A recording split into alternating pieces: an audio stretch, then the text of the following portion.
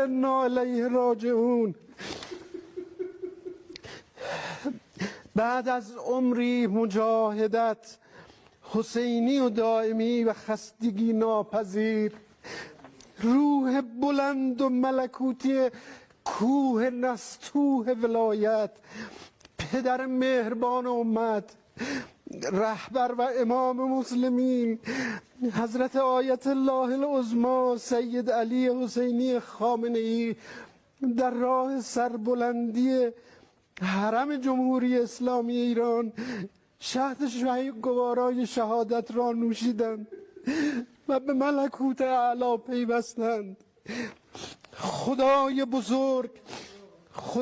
بزرگ و شکست ناپذیر با ملت حماسه ساز و تاریخ ساز ایران است تا عهدی که با امام خود بستند تا سرانجام ظهور پیش برند. یقینا در این برهه تاریخی قطب عالم امکان حضرت بقیت الله الاعظم ارواحنا لتراب مقدم الفدا مولای ما ملت مظلوم و مقتدر خود را کفایت می کند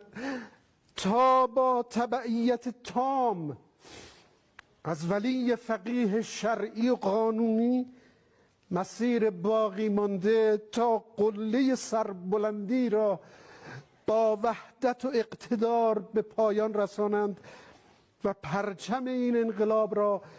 به دستان با کفایت ایشان تقدیم کنند. به روح بلند امام راحل و خلف صالحش، قائد اعظم،